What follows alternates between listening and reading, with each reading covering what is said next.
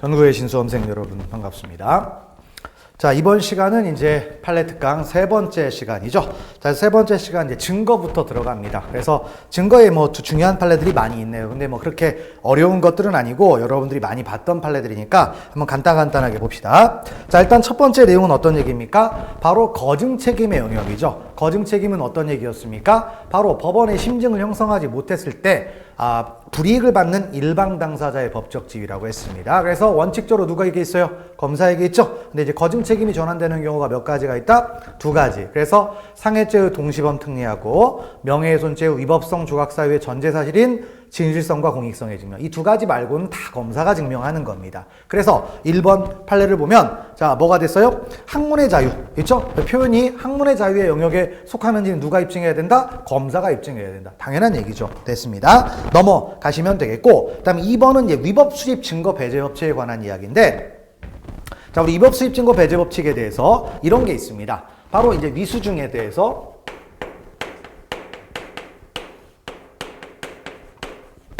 증거 동의가 될 수 있느냐, 이걸 따지죠. 근데 보통 원론적으로 얘기하면 절대적 배제이기 때문에 증거 동의도 못한다, 이렇게 보통 표현을 해요. 근데 판례는 그렇지 않습니다. 판례는 그렇게 판단하지 않고요. 여기에 대해서 위수증에 대해서 어떻게 판단하냐면 증거 동의가 되는지는 케이스 바이 케이스로 가는데 보통 유형을 나눠보니까 이렇게 얘기할 수가 있습니다. 그래서 자, 위수증 중에 헌법 규정 위반이 있는 경우가 있습니다. 헌법 규정을 위반했다. 그래서 뭐죠? 진술거부권을 고지하지 않았다. 아니면 위법한 긴급체포기간에 작성을 했다. 아니면 접견교통권을 침해했다. 뭐 이런 것들 있죠. 아니면 공개재판 규정을 위반했다. 이런 것들을 얘기하면 영장주 위반이나, 그럼 이런 것들은 어떻게 됩니까? 증거 동의가 된다, 안 된다? 안 되는 거죠. 그런데 법원도 위수증을 저지를 수가 있다라고 했어요. 근데 이제 법원의 위수증 중에서 주로 이제 이 반대 신문권과 관련된 것들이 있습니다.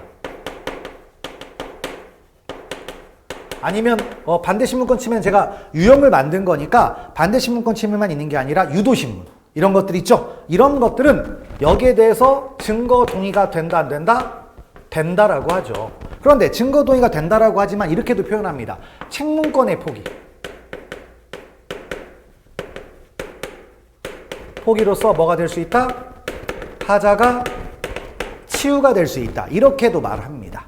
자, 여기에 관한 얘기예요. 그래서 2번 판례인데 한번 보시면, 그러면 당연히 이제 이 반대 신문권이 침해됐다, 아니면 주신문에서 유도 신문을 냈는데 피고인이 문제 삼지 않겠다. 그러면 하자가 치유가 될 수가 있어요. 그러면 여기서 어떤 의사 표시를 해야 되잖아요. 근데 그런 의사 표시는 어떻게 해야 되느냐?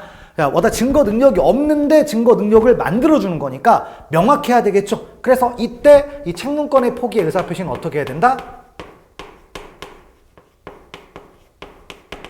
명시적이어야 된다. 이런 취지의 판례가 하나 나왔습니다. 그래서 대단히 중요한 판례로 보입니다. 자, 그래서 한번 읽어봅시다.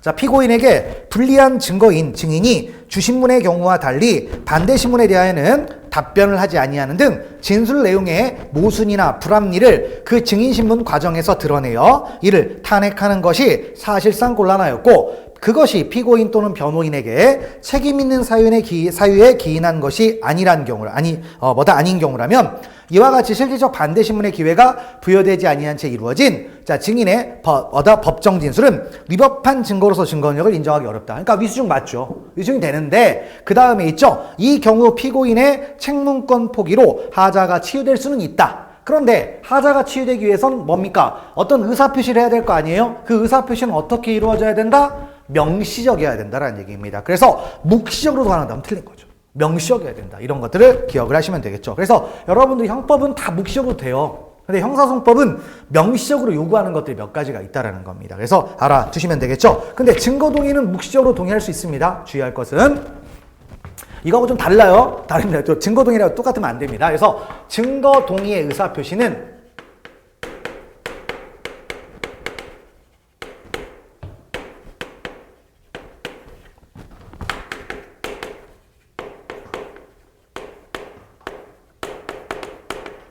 묵시적으로도 가능합니다. 그래서 뭐 이의가 없다, 별 의견이 없다, 이렇게 얘기하면 증거 동의를 한 걸로 볼 수가 있는 거죠. 자, 됐습니다. 그리고 이제 밑에 꼭 읽어보시고요. 밑줄 그어놓은 거 한번 꼭 읽어보시면 되겠습니다. 자, 넘어가시고요. 그 다음에 세 번째로 가보면 어떤 얘기입니까? 바로 우리 이제 외국인을 만약에 체포를 했다. 그럼 우리나라하고 영사관계가 있으면 어떻게 하라고 했죠? 영사관에 통보를 하라고 돼 있습니다. 그래서 이제 그런 것들이 있는데 만약에 이런 것들을 통보를 하지 않았을 때 자, 적법이겠냐 위법이냐를 따지는 거죠. 당연히 조약을 위반했으니까 위법이 됩니다. 왜냐? 외교관계에 관한 비엔나 협약은 어떤 국내법과 동일한 효력이 있어요. 국회의 비준을 받았기 때문에. 그래서 3번 가보시면 수사기관이 외국인을 체포하거나 구속하면서 지체 없이 영사통보권 등이 있음을 고지하지 않았다면 체포나 구속 절차는 뭐다? 위법입니다. 그러니까 위법이 되는데 그럼 이제 위수중이 되겠죠. 그럼 이제 그 다음 얘기가 뭐가 나오겠습니까? 바로 독수과실의 예외가 등장할 수 있느냐인데 바로 이제 판례에서 자 이제 뭐죠? 21페이지를 가보면은 판례 화살표가 있습니다. 사실관계까지 보시면 되는데 그러면 통보 안 했다. 그럼 다 위법이냐? 아니다 이거예요. 그래서 이제 여기 그 화살표 내용은 독수과실의 예외가 되는 사정을 설명을 한 거죠.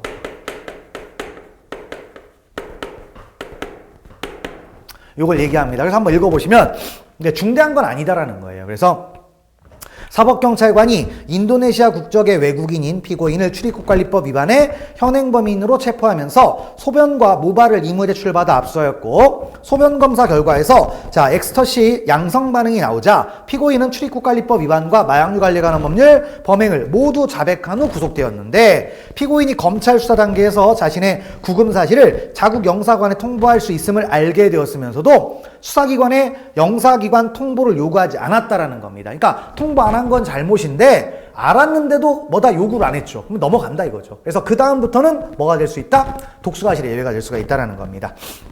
그래서 유죄의 증거로 사용할 수가 있다. 이런 취지죠. 넘어가시면 되겠습니다. 자, 그 다음에 이제 4번 가보시면 4번 별표 한번 쳐둘까요? 자, 4번은 뭐냐면 바로 이 검사 작성 피신조서 요게 증거 능력 인정 요건이 어떻게 됩니까?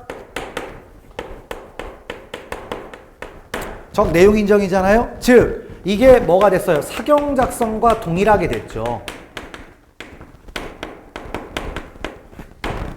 동일하게 됐습니다. 근데 동일하게 된 건 아는데 판례가 아직 안 나왔었죠. 그래서 나왔습니다. 나왔는데 자 그럼 여기서 요 판례가 그러니까 요 주문이 여기하고 똑같아짐으로 해서 이런 일이 벌어졌죠. 어떤 얘기가 있었습니까? 바로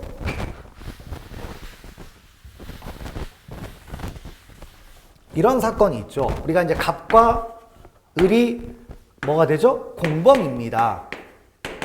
공범이죠. 그러면 여기에서 이제 피의자 신문조서를 만들었어요. 근데 이 피신조서를 어디다 씁니까? 을한테 쓰면 상관이 없어요. 근데 만약에 갑한테 뭘 할 수가 있습니까? 사용할 수가 있겠죠. 이걸 사용을 하려고 합니다. 그럼 어떻게 해야 되죠? 갑이 내용을 인정해야 되겠죠. 이렇게 되잖아요. 자, 근데 여기서 그러면 이제 공범일 때 이렇게 돼요. 공범이 아니면 참고인지 주소가 됩니다. 근데 이 공범의 범위를 따져야 되겠죠. 공범의 범위. 그래서 공범의 범위에 관한 판례가 나온 겁니다. 나왔는데 어떻게 된다? 모든 공범이 다 들어간다. 그래서 여기에 공범에는 뭐 또 포함을 한다? 필요적 공범도 뭐가 된다? 포함이 된다. 라는 거였습니다. 대항범, 이런 필요 공범 있죠? 이런 것들을 다 포함을 하는 겁니다. 그래서 그 부분을 알아두시고 보시면 되겠습니다. 자, 그래서 형사소송법 12조 1항에서 정한 검사가 작성한 피의자 신문조서란 당해 피고인에 대한 피의자 신문조서만이 아니라 당해 피고인과 공범 관계에 있는 다른 피고인이나 피의자에 대하여 검사가 작성한 피의자 신문조서 포함이 되고, 그렇죠? 공범 포함되고, 여기서 말하는 공범에는 형법 총칙의 공범, 이게 뭐죠? 임의적 공범. 그 다음에 이외에 서로 대항된 행위의 존재를 필요로 할 뿐 각자의 구성 요건을 실현하고 별도의 형벌 규정에 따라 처벌되는 자 뭐죠? 필요적 공범 중에서 대항범이죠. 포함된다 안 된다? 된다라는 겁니다. 된다. 그래서 요거를 기억을 하시면 되겠죠. 그럼 여기서 이제 주의할 건 어떤 겁니까? 자 우리가 형사소송법에서 공범이라고 하면 다 필요적 공범 포함시켜요. 그런데 포함시키는데 안 되는 게 하나가 있어요. 안 되는 게 하나 있어요. 어떤 거였죠? 공소시효 정지.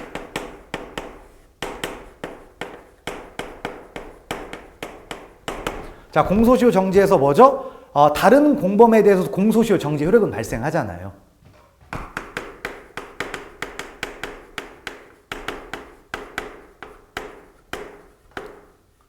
여기 있죠. 근데 여기서 말하는 공범은 다 되는데 여기 공범은 어떻게 했습니까? 바로 필요적 공범 중 대항범은 제외한다라고 했었죠. 이런 것들을 좀 기억을 해두시면 되겠어요. 그러니까 다 필요적 공범을 포함을 시킵니다. 그런데 안 빠지는 게 딱 하나가 있다. 여기까지를 연결해서 보시면 되겠습니다. 자, 넘어가시면 되겠고요. 그 다음에 이제 5번으로 가보면, 자, 참고인 진술 조서가 있습니다. 자, 참고인 진술 조서의 증거 능력은 어떻게 됩니까? 자, 312조 사항에 따라서 뭐가 있죠? 적, 실, 특, 자, 반대신문. 요렇게 있었죠. 적실특반이라고 보통 뭐 얘기하는데 반대신문의 기회보장입니다. 근데 여기서 실질적 진정성립 있잖아요. 자, 이걸 부인할 때는 뭘 할 수가 있다라고 했습니까? 부인했을 때 영상 녹화물 기타 객관적인 방법에 의해서 대체 증명할 수 있었죠. 영상 녹화물에 의해서 대체 증명.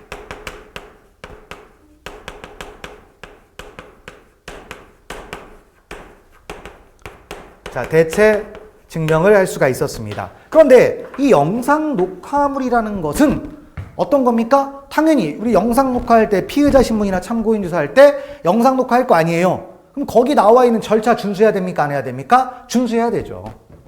그래서 여기 절차 준수한 것이 영상 녹화물이겠죠. 근데 만약에 절차를 준수하지 않고 영상 녹화를 했습니다. 대체 증명 수단으로 사용할 수 있다 없다? 없게 되는 거죠. 그래서 그런 취지의 판례입니다. 그래서 한번 읽어보시면 수사기관이 자, 작성한 피고인 아닌 자의 진술을 기재한 조서에 대한 실질적 진정 성립을 증명할 수 있는 수단으로서 형사소송법 312조 사항에 규정된 영상 녹화물이라 함은 형사소송법 및 형사소송 규칙에 규정된 방식과 절차에 따라 제작되어 조사 신청된 영상 녹화물이다. 그러니까 절차 준수해야 된다 안 해야 된다? 방식 준수해야 된다 안 해야 된다? 해야 된다는 얘기죠. 그래서 만약에 여기에서 방식을 위반했어요. 그럼 못 쓰는 거예요. 못 쓰는 거. 그래서 그런 취지라는 겁니다. 그래서 여러분들 한번 읽어보시면 되겠죠. 그래서 어디를 보냐면 자, 네 번째 줄 있죠. 네 번째 줄 밑줄이 있습니다. 그래서 실제로 절차가 준수 안 됐기 때문에 대체 증명이 안 된다라는 취지의 판례입니다. 그래서 읽어보시면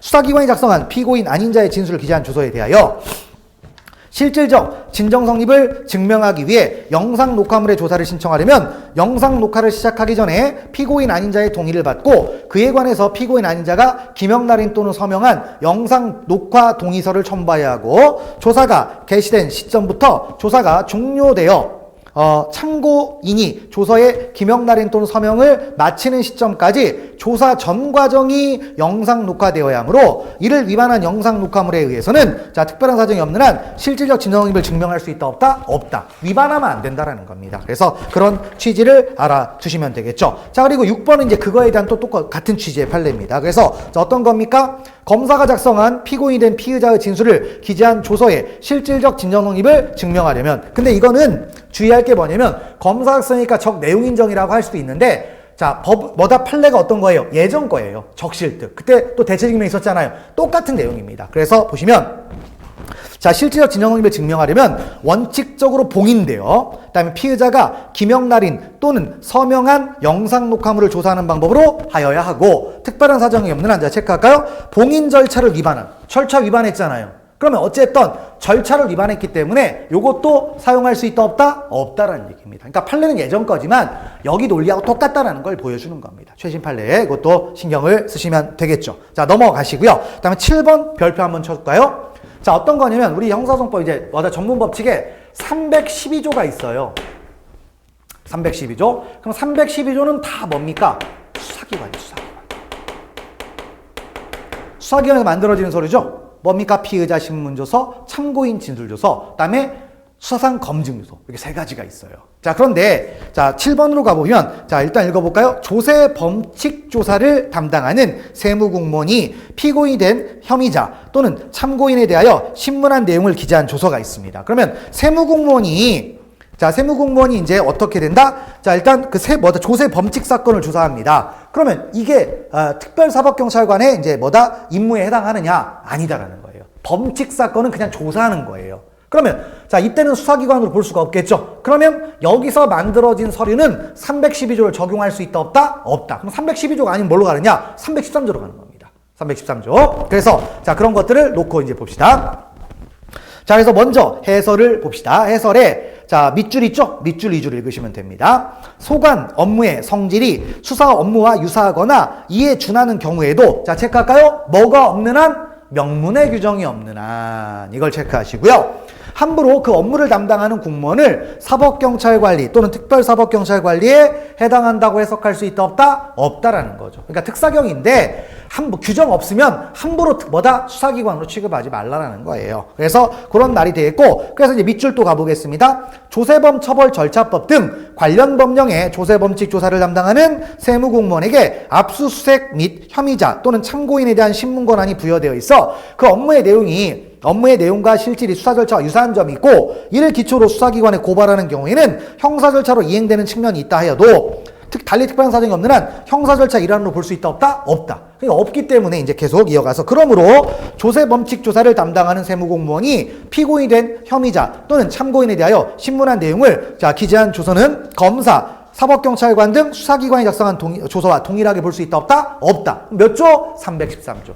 아시겠죠? 그래서 312도 안 풀리는 거예요. 그러니까 제가 볼 때 이 질문 상당히 중요한 것 같아요. 그래서 그런 것들을 잘 체크하시면 되겠고 넘어가시면 되겠습니다. 자, 됐고요. 그 다음에 이제 8번 지문을 가보면 이제 약간 판례의 문장이 조금 부자연스럽습니다. 그래서 제가 약간 보충을 했어요. 그래서 해설의 괄호 부분을 좀 보시면 되겠습니다. 그러니까 일단 어떤 거냐? 문제 지문을 보시면 피고인이 그 다음 체크할까요? 피고인의 진술을 기재한 서류입니다. 그럼 피고인이 피고인의 진술을 기재한 서류 이게 아니에요. 그게 아니고 피고인 따로고 그 다음에 뭐죠? 피고인이 진술을 기재한 서류예요. 피고인의 진술을 기재한 서류.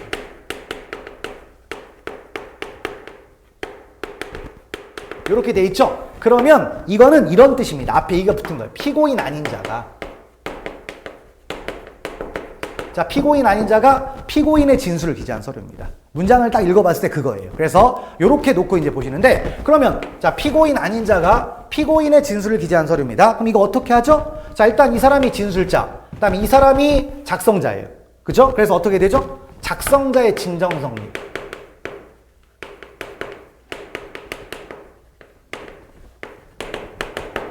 플러스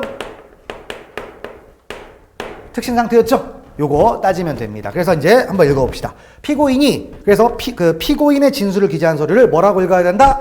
피고인 아닌 자가 피고인의 진술을 기재한 서류. 이렇게 읽으세요. 자, 그래서 서류를 증거로 할 수 있음에 동의하지 않은 이상 그 서류에 기재된 피고인의 진술 내용을 증거로 사용하려면 313조 1항 단서에 따라 공판유비 또는 공판기를 체크할까요? 작성자의 진술에 의하여 그 서류에 기재된 피고인의 진술 내용이 피고인이 진술한 것대로 기재된 것임이 증명. 여기까지가 뭐다? 작성자의 진정성립 이런 얘기고 그 다음에 나아가 그 진술이 특히 신빙할 수 있는 상태에서 행하여진 거. 그래서 뭡니까? 특신 상태. 이런 뜻이죠. 뭐 간단한 얘기죠. 그래서 그런 흐름을 알아두시면 되겠습니다. 그래서 진정성립, 특신 상태 이렇게 보시고 넘어가시면 되겠습니다. 그 다음에 이제 9번째는 어떤 얘기냐. 자, 우리가 제가 테마 특강에서 뭘 했습니까? 성폭력 특별법에서 자, 먼저 피해자의 진술을 영상 녹화한 거 이 부분 뭐가 됐습니까? 위헌 결정 받고 대체입법이 됐다라고 했죠. 근데 대체입법이 되기 전 판례입니다. 대체입법이 되기 전. 그래서 되기 전에 이제 판례인데 위헌 결정은 났어요. 그러면 영상 녹화함을 일단 증거로 못 써요. 그 판례에 따라서 영상 녹화함을 증거로 못 쓰는데 문제는 속기록은 증거로 쓸 수 있느냐 이런 얘기입니다. 속기록. 서류로 봐갖고 증거를 쓸 수 있느냐 이런 얘기인데 쓰면 되겠습니까? 안 되죠. 영상 녹화물을 그대로 푼 거잖아요. 그러니까 똑같다. 영상 녹화물과 똑같기 때문에 증거 능력 있다 없다? 없다라는 얘기예요. 증거는 없다. 없다. 자, 그래서 피고인은 영상 녹화물과 속기록을 증거로 함에 동의하지 않았고 조사 과정에 동석하였던 신뢰관계인에 대한 증인신문이 이루어졌을 뿐 원진술자에 대한 증인신문은 이루어지지 않은 경우 위 영상물과 속기록은 유죄의 증거로 삼을 수 있다. 영상물은 당연히 못 쓰고 속기록을 쓸 수 있느냐의 문제였는데 속기록은 결국엔 영상 녹화물의 그 진술 내용을 그냥 그대로 쓴 거예요. 똑같은 겁니다. 똑같은 거니까 못 쓴다. 근데 이 판례는 뭐다? 위헌 결정 이전의 판례다. 아니, 그러니까 위헌 결정 나고 대체 입법 전의 판례다. 이렇게 알아주시면 되겠습니다. 자, 넘어가시면 되겠고요. 자, 그리고 이제 10번은 뭐죠? 10번은 이제 자유심증주의와 관련된 얘기네요. 자, 그럼 자유심증주의는 어떤 얘기죠? 자, 증거의 증명력은 법관의 자유판단에 의한다. 이런 말이었습니다. 근데 그럼 법관의 자유판단은 어떠한 법률적 제약도 받지 않고 법관이 자유롭게 판단할 수가 있었다. 이런 얘기였죠. 근데 이제 법관이 이제 판단하는 데 있어서 자, 이런 게 있어요. 우리가 이제 1심과 2심이 있죠. 자, 1심과 2심을 우리가 합쳐서 뭐라고 합니까? 사실심이라고 하고요. 그죠? 사실심. 근데 이제 1심은 순수 1심, 그 다음에 2심, 항소심은 어떻게 됩니까? 속심이 돼요. 속심이 되는데, 그럼 여기서 이제 주의할 것은 뭐냐? 여기는 완벽한 사실심이 아니에요. 그러다 보니까 두 가지가 있으면 어느 쪽의 증명력이 조금 더 우선하냐면 이쪽이 우선합니다. 그래서 자, 1심에서 어떤 증거를 판단했잖아요. 그럼 2심에서 그 증거 판단을 뒤집을 수 있냐? 예, 뒤집을 수 있어요. 근데 뒤집을 수 있는데 뒤집으려면 어떻게 한다? 증거수사를 거쳐야 됩니다. 그러니까 뭐다? 1심의 증거 가치에 대한 판단을 번복하려면, 뒤집으려면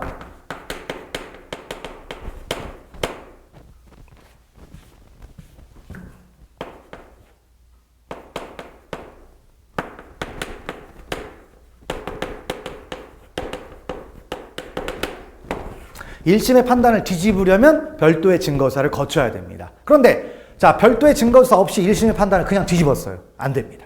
안 돼요. 자, 그래서 그런 취지의 이야기입니다. 그래서 한번 읽어봅시다. 항소심이 심리 과정에서 심증의 형성에 영향을 미칠 만한 객관적 사유가 새로 드러난 것이 없는데도 제1심 판단을 재평가하여 사후심적으로 판단하여 뒤집고자 할 때에는 제1심의 증거 가치 판단이 명백히 잘못되었다거나 사실의 인정에 이르는 논증이 논리와 경험의 법칙에 어긋나는 등 그 판단을 그대로 유지하는 것이 현저히 부당하다고 볼 만한 합리적인 사정이 있어야 하고, 그러한 예외적 사정도 없이 1심의 사실 인정에 관한 판단을 함부로 뒤집으면 된다, 안 된다? 안 된다 라는 겁니다. 집 아무데나 뒤집지 말라는 거예요. 증거사를 거치라는 얘기입니다. 그래서 그런 취지가 되겠고요. 넘어가시면 되겠습니다. 그 다음에 11번째는 자, 이제 우리 법원이 있죠. 의심스러울 때는 누구의 이익이 됩니까?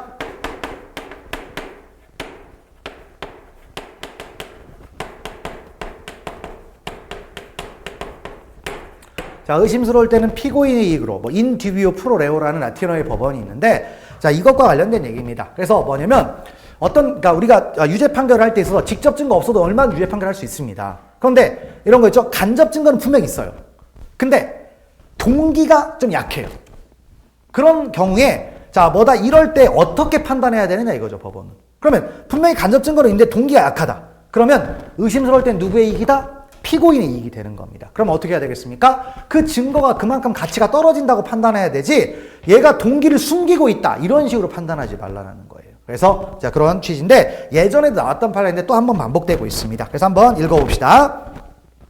범행에 관한 간접 증거만이 존재하고 더구나 간접 증거에 증명력의 한계가 있는 경우 범인으로 지목되고 있는 자에게 범행을 저지를 만한 동기가 발견되지 않는다면 만연히 무엇인가 동기가 있는데도 이를 범인이 숨기고 있다고 단정할 것이다? 그렇게 하면 안 되고, 그럼 불리해지잖아요. 그러니까 그만큼 간접 증거의 증명력이 떨어진다, 이렇게 보자라는 겁니다. 의심스러우면 피고인의 이익, 그런 취지를 알아두시면 되겠습니다. 자, 그리고 12번째는 뭐 가볍게 읽으시면 되겠네요. 자유심증에 관한 이야기입니다.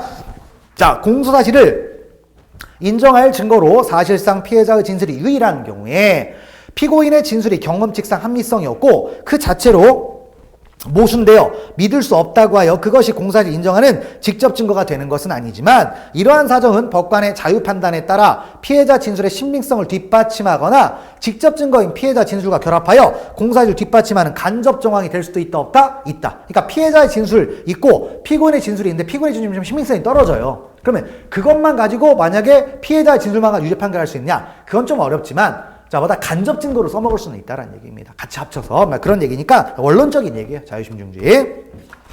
그 취지를 보시고 넘어가시면 되겠습니다. 자, 그 다음에 13번째도 계속 자유심증과 관련된 얘기입니다. 자, 그래서 한번 또 읽어볼까요? 자, 유죄의 인정은 범행 동기, 범행 수단의 선택, 범행이 이르는 과정, 범행 전후의 피고인의 태도 등 여러 간접 사실로 보아 피고인이 범행한 것으로 보기에 충분한 만큼 압도적으로 우월한 증명이 있어야 하고, 피고인이 범행한 것이라고 보기에 의심스러운 사정이, 자, 병존 동그라미 칠까요? 그럼 뭡니까? 피고인에게 불리한 정황도 있고 피고인에게 유리한 정황도 있다는 얘기죠. 자, 그럼 어떻게 됩니까? 뭐가 돼요? 이제 애매해진 거죠. 그럼 뭐가 돼요? 피고인이, 이런 얘기죠. 그래서 마저 읽어보면 증거관계 및 경험법칙상 위와 같이 의심스러운 정황을 확실하게 배제할 수 없다면, 자, 체크할까요? 유죄를 인정할 수 없다. 왜? 이렇게 가니까. 그래서 이제 그 다음에 있죠. 피고인은 무죄로 추정된다는 것이 헌법상의 원칙이고 그 추정의 번복은 직접 증거가 존재할 경우에 버금가는, 정도가 돼야 된다는 거니까 항상 피고인에게 유리한 쪽으로 가주자는 얘기입니다. 자, 넘어가시면 되겠습니다. 그다음에 14번째 좀 특이한 판례죠. 14번째 한번 읽어보시면 사실심법원은 자, 인접한 시기에 같은 피해자를 상대로 저질러진 동종 범죄에 대해서도 각각의 범죄에 따라 피해자 진술의 신빙성이나 그 신빙성 유무를 기초로 한 범죄 성립 여부를 자, 체크하고 달리 판단할 수 있고 이런 얘기입니다. 그래서 자, 뭐다 이것이 형사소송의 이념에 부합된다. 무슨 말이냐? 자, 뭐 동종 범죄가 있어요. 근데 피해자가 여러 명이 진술했을 거 아닙니까? 근데 자, A가 진술한 건 믿고 B가 진술한 건 안 믿고 아니면 A는 뭐라고 얘기했는데 B는 다르게 얘기했어요. 병존할 수 있다는 겁니다. 그런 얘기들. 다 따로따로 할 수 있다는 거죠. 상황에 따라 가는 거죠. 그래서 자, 달리 판단할 수 있다. 아시겠죠? 그런 얘기입니다. 자, 다 뭐 그런 것들 보시고 넘어가시면 됩니다. 그 다음에 15번째를 가보면 자, 모발 감정 결과만 체크하세요. 모발 감정 결과만. 자, 모발 있죠. 그러면 뭐 나와요? 마약 감정이겠죠. 마약 감정인데 자, 우리가 마약 복용 여부를 가장 확실하게 증명할 수 있는 증거는 대부분 뭡니까? 소변이에요, 소변. 그죠? 그러니까 모발은 상당히 오래된 때 나오는 겁니다. 그러니까 모발 감정 결과만을 토대로 마약류 투약 기간을 추정하고 유죄를 판단한다? 모발만 가지고? 그건 어렵죠. 그렇게 하면 안 되는 거죠. 그러니까 항상 이 모발은 불안정한 거예요. 가장 확실한 건 소변입니다. 그러니까 신중해져라. 이런 취지의 이야기입니다. 그래서 읽어보시고요. 그래서 밑에 화살표 한번 읽어볼까요? 피고인 갑이 마약류 취급자가 아님에도 향정신성 의약품인 메스암페타민을 물에 희석하여 일회용 주사기에 넣고 주사하는 방법으로 투약했다는 등의 공소사실로 기소된 사안에서 갑의 모발에 대한 감정에서 필로폰이 검출되었다는 사정과 갑이 사용하던 차량을 압수수색하여 발견된 주사기에서 필로폰이 검출된 사정만으로 그러면 이것만 딱 놓고 보면 일단 결정적인 증거라고 우리가 생각할 수 있는 건 모발이잖아요. 근데 모발은 불완전해요. 그리고 주사기가 있다? 주사기가 있어도 거기에 주사기에서 DNA 이런 게 나와야죠. 혈액이나. 근데 그런 게 안 나왔다 이거예요. 그럼 이것만 가지고 유죄 인정하기는 어렵다 이거죠. 어렵다. 확실하지 않다라는 거죠. 그래서 그런 취지를 알아두시면 되겠습니다. 자, 넘어가시고요. 그 다음에 16번째는 이제 형법하고 좀 연결하시면 되겠습니다. 자, 우리 과실범 있죠. 그 다음에 과실범인 과실이 있다고 해서 바로 처벌합니까? 아니죠. 과실에 따른 뭐가 발생해야 됩니까? 결과가 발생해야 돼요. 근데 당연히 과실에 따른 결과는 뭐가 있어야 됩니까? 인과관계 입증돼야 되겠죠. 그렇죠? 인과관계. 자, 그런데 여기서 이것만 입증됐어요. 이건 없어. 유죄 나올 수 있습니까? 안 되죠. 그런 취지의 얘기입니다. 그래서 한번 읽어볼까요? 검사는 공소사실에 기재한 업무상 과실과 상해, 사망 등 결과 발생 사이에 인과관계가 있음을 합리적인 의심의 여지가 없을 정도로 증명하여야 하고 의사의 업무상 과실이 증명되었다는 사정만으로 갑자기 뜬금없이 인과관계가 추정됩니까? 아니죠. 인과관계는 증명해야 돼요. 왜? 인과관계 객관적 구성 요건 요소잖아요. 증명해야 된다, 안 해야 된다? 증명해야 된다라는 겁니다. 그래서 그런 취지를 알아두시면 되겠습니다. 자, 넘어가시면 되겠습니다. 그 다음에 17번째 가보면 자, 이제 위드마크 공식이 있네요. 위드마크 공식은 뭐였죠? 시간당 혈중 알코올 농도 감소 공식입니다.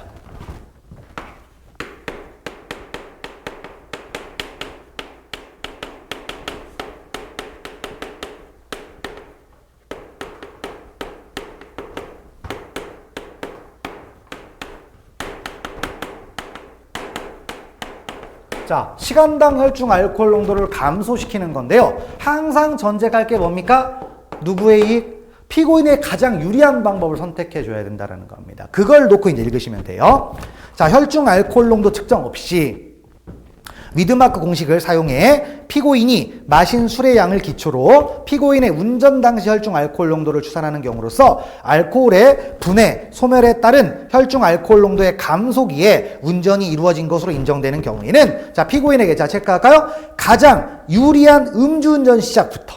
그러니까 음주운전 시작했을 때부터 떨어지고 있다. 이렇게 판단하자라는 거죠. 의심스러우면 항상 피고인에게 유리한 쪽으로 가는 거죠. 그래서 거기 밑에 마저 읽어봅시다.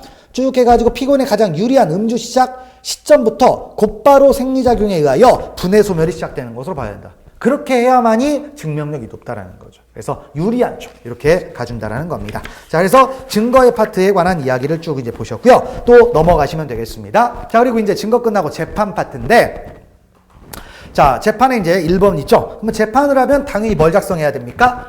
재판서를 만들어야 되겠죠. 재판서. 그래서 재판서를 만드는데 그럼 재판서는 당연히 뭐가 있어야 되겠어요? 자, 법관이 만들었으니까 법관에 기명날인 또는 서명이 필요합니까? 안 필요합니까? 아니, 서명날인이 필요합니까? 안 필요합니까? 필요하죠. 근데, 자, 재판서에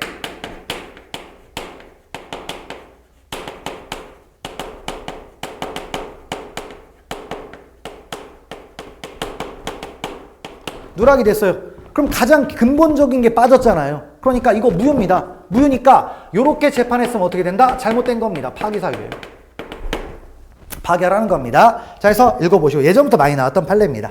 올해 한 2가지, 아니 작년에 한 2가지 좀 나왔다는 거죠. 자, 그래서 그거 보시고 법관이 서명 날의를 하지 않은 상 재판서에 따른 판결은 형사소송법 쪽에서 판결에 영향을 미친 법률의 위반인 때에 당하여 파기되어야 된다. 왜냐, 형식적인 요건 누락된 거예요. 그러니까 재판서는 기본적으로 4가지를 쓰게 되어 있습니다. 자, 뭐다? 주문, 그다음에 이유, 그다음에 인적사항, 그다음에 재판서의 서명날, 법관의 서명날 이렇게 필요합니다. 이 중에 하나로 빠지면 파기사유가 되는 거예요. 그래서 그렇게 보시면 되겠고요. 그다음 2번 재밌는 판례입니다. 재밌는 판례인데 어떤 거냐면, 자, 이제 법관이 자, 뭐라 하죠? 우리가 재판서를 작성을 합니다. 그럼 뭐가 되죠? 내부적 성립이 됐다라고 합니다. 그럼 내부적 성립이 됐으면 더 이상 못 바꿔요. 그런데 내부적 성립한 다음에 그 다음 뭘 해야 됩니까? 외부적 성립으로 가야 되겠죠? 그럼 선고 또는 고지를 합니다. 즉 판결문을 낭독을 하는 거예요. 근데 낭독을 할 때 그 과정에서 판결의 내용을 변경할 수가 있겠느냐? 이걸 따진 거예요. 근데 얘기했죠? 내부적 성립이 되면 더 이상 판결문을 바꿀 수 있다 없다? 바꿀 수 없다라는 거예요. 근데 우리 법에서는 바꿀 수 있다고 돼 있어요. 그럼 어디까지 바꿀 수 있냐? 한계가 있어야 되겠죠? 뭐만 바꾼다? 명백한 오류가 있을 때만 바꾸는 거예요. 오타 이런 거 있죠? 아니면 계산이 잘못됐다 이런 것만 바꾸는 거예요. 근데 이제 이 사건은 어떤 거냐면 뉴스에도 많이 나왔던 건데, 자, 일단 피고인이 지금 판결문을 듣다 보니까 형량이 생각보다 높게 나온 거예요. 그러니까 에이씨 막 욕을 한 겁니다. 그랬더니 재판장이 당신 뭐라고 했어? 잠깐만 다시 앉아. 다시 판결할 거야 하면서 징역 3년 한 거예요. 된다? 안 된다라는 겁니다. 그런 취지의 판례인데 한번 읽어봅시다. 자, 그래서 재판장이 주문을 낭독한 이후라도 선고가 종료되기 전까지는 일단 낭독한 주문의 내용을 정정하여 다시 선고할 수 있다. 근데 그 다음이 중요하죠. 정정을 하는데 정정은 어디까지다? 오타 수정 정도만 해라. 그래서 그러나 판결 선고 절차가 종료되기 전이라도 변경 선고가 무죄한 허용된다고 볼 수 있다 없다? 없다라는 겁니다. 그래서 이제 밑에 화살표 사건인데 제가 얘기해드렸던 내용입니다. 그래서 읽어보시면 되겠고요. 넘어가시면 됩니다. 그 다음에 이제 3번은 뭐냐? 자, 이제 우리가 실체 재판은 뭐가 있어요? 유죄와 무죄가 있습니다. 근데 유죄는 피고인에게 불리하니까 유죄 판결 주문에 명시할 사항, 이유에 명시할 사항 다 꼼꼼하게 법에 정해져 있거든요. 근데 무죄 판결은 그렇게 정해져 있지는 않습니다. 근데 정해져 있지 않으니까 판결을 마음대로 써야 되느냐? 그러면 또 곤란하겠죠. 그래서 어떻게 되냐? 유죄만큼 깐깐하게 쓸 필요는 있다 없다? 없다. 하지만 합리적인 범위 내에서 증거를 배척한 이유 정도는 설치해 주라는 겁니다. 근데 그것조차도 안 하면 검사가 불복을 못 하잖아요. 그러면 위법이다. 이런 취지의 판례입니다. 자, 그래서 한번 읽어봅시다. 형사소송법 39조 전단은 재판에는 이유를 명시해야 한다라고 규정하고 있으므로 피고인에 대하여 무죄 판결을 선고하는 때에도 공사실에 부합하는 증거를 배척하는 이유까지 일일이 설치해야 된다? 그럴 필요까지는 없다. 하지만 밑에 해설을 보시면 그 증거들을 배척한 취지를 합리적인 범위 내에서 기재를 하라는 겁니다. 자, 요 증거는 왜 증거에서 빼는지 정도는 가볍게 써줘야 검사가 이걸 보고 납득을 할 거 아니에요. 그렇죠? 이제 그런 걸 본다라는 겁니다. 그래서 그 정도 보시면 되겠고, 그다음에 4번 중요합니다. 자, 4번 중요한데, 자, 이 4번을 보시면 과거 판례는 이런 게 있어요. 자, 어떤 사람이 이제 범칙행위를 했습니다. 이제 과거 얘기는, 자, 범칙행위가 있었습니다. 근데 범칙행위를 이제 했고 그 다음에 뭘 합니까? 통고처분을 하죠. 통고처분 자체는 우리가 기판력이 없다라고 했어요. 근데 이제 범칙금을 납부하면 기판력이 발생한다고 했죠? 범칙행위에 대해서. 통고처분은 아무것도 아니에요. 그런데 여기에 대해서 이제 뭐냐? 통고처분 납부기간이 있을 거 아닙니까? 납부기간. 그러면 원래 납부기간이 경과하기 전까지는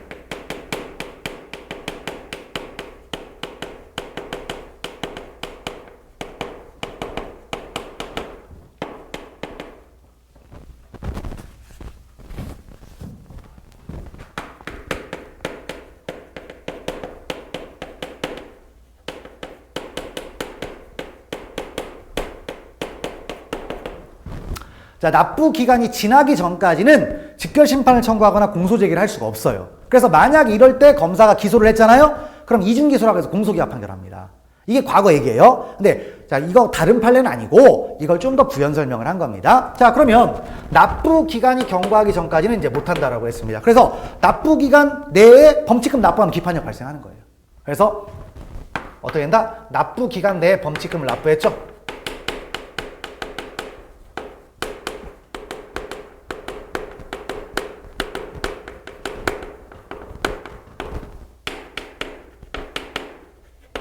기판력이 발생합니다. 자, 그런데 이제 요 취지, 즉 납부 기간이 경과하기 전까지는 이렇게 못한다고 한 이유는 뭐다? 어떤 거다? 이 사람의 범칙금 납부 기간을 보장하자라는 거죠. 보장하자라는 취지였는데 어떤 사건이 발생했냐면 납부 기간이 경과하기 전에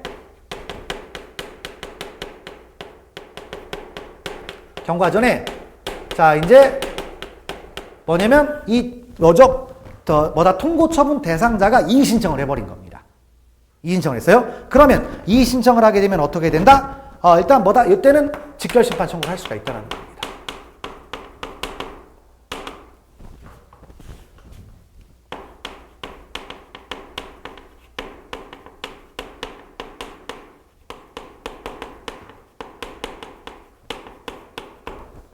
이런 얘기예요. 그러니까 예전 판례는 요거였는데 뭐냐면 요 취지는 뭐냐면 이 사람이 불복을 안 하고 있으니까 그때까지 기간을 보장하자라는 취지였는데 이 사람이 이미 불복을 해버렸어요.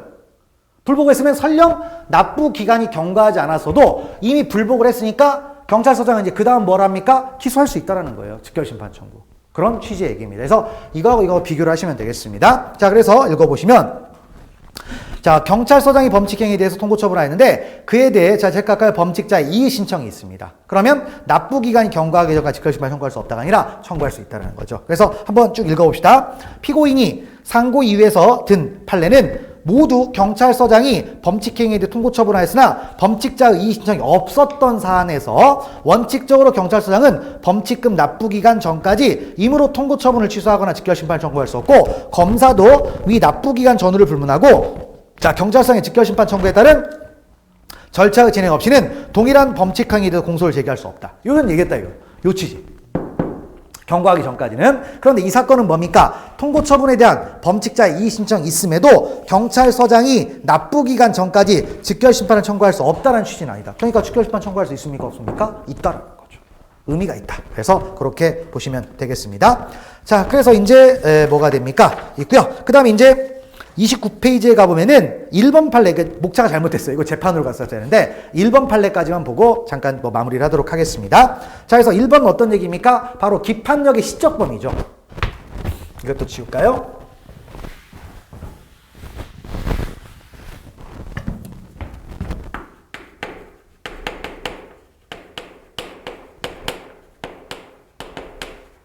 자, 기판력의 시적 범위가 있습니다. 그래서 원칙은 뭐죠? 사실심 판결 선고 전까지를 얘기합니다. 그런데 이제 재판이 뭐가 됐어요? 약식 명령으로 끝나는 경우가 있었죠? 약식 명령에 대해서 정시재판 청구 안 하거나 끝나버린 거예요. 그럼 어떻게 된다? 약식 명령 뭐가 됐습니까? 약식 명령 발령시가 기판력의 시적 범위라고 했죠. 그래서 뭐가 된다? 약발입니다. 약발.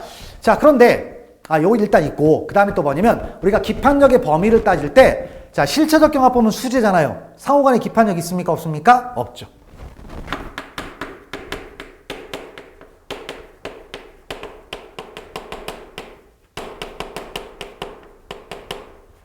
왜? 행위가 여러 개잖아요. 그런데 이제 이것과 구별할 게 뭡니까? 상상적 경합이죠. 상상적 경합은 뭐예요? 행위가 몇 개예요? 하나잖아요. 그러니까 상호간에 기판력이 생깁니다. 그래서 이런 취지의 이야기인데 한번 쭉 읽어봅시다. 자, 포괄일죄 관계인 범행의 일부에 대하여 판결이 확정되거나 약식명령이 확정되었는데 그 사실심 판결 선고 시 또는 약식명령 발령을 기준으로 그 이전에 이루어진 범행이 포괄일죄 일부에 해당할 뿐만 아니라 그와 상상적 경합관계에 있는 다른 죄에도 해당하는 경우에는 확정된 판결 내지 약식명령 기판령은 어떻게 된다? 상상적 경합에도 미친다. 그러니까 뭐냐면 약식명령 발령 이전에 이루어진 상상적 경합관계에 있는 죄 있죠? 여기도 미친다라는 거예요. 그래서 그런 취지를 알아두시면 되겠습니다. 그래서 요 정도까지 보시면 되겠고요. 그 다음에 2번부터가 이제 본격적인 상소에 관한 이야기입니다. 그래서 이런 부분들이 있는데, 자, 2번부터는 또 테마가 한번 바뀌니까 다음 시간부터 진행하도록 하겠습니다. 자, 수고하셨습니다.